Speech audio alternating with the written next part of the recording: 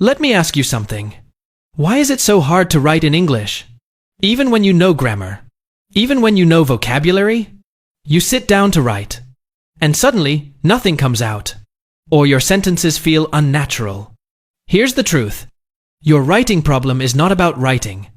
It's about reading. In this video, you'll discover why reading is the most powerful way to improve your English writing and how to use it correctly. Most people try to improve writing by writing more. But that's only half the story. Because writing is not just output. Writing is built from input.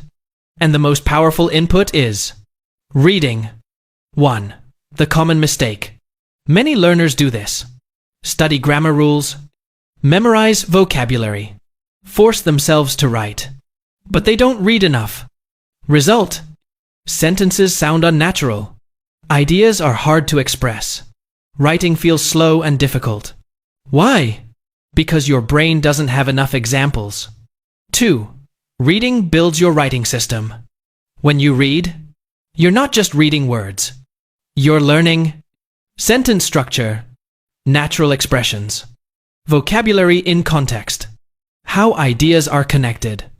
Think of it like this. Your brain is collecting patterns. The more you read, the more patterns you recognize.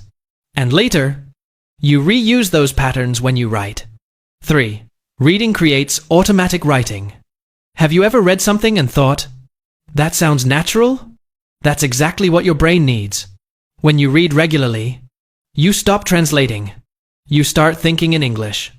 You write faster and more naturally because your brain already knows the structure. 4. Reading versus writing. The truth. Here's something most people don't realize. You cannot write what you have never seen. If you've never read a natural sentence like, "I'm looking forward to hearing from you," you probably won't write it correctly. So, reading gives you the model. Writing is just using that model.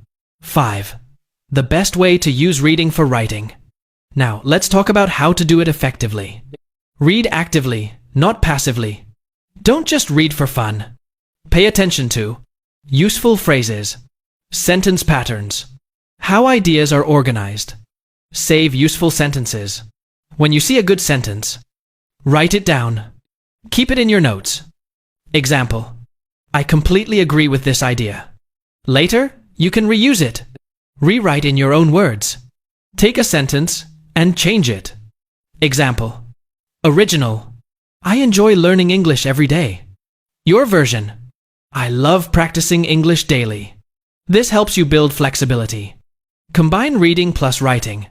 After reading something, write a short summary. Or write your opinion. This turns input into output. 6. Choose the right materials. Not all reading is equal. Choose content that is interesting to you, not too difficult, useful for your goals. Examples: articles, short stories, blogs, social media posts.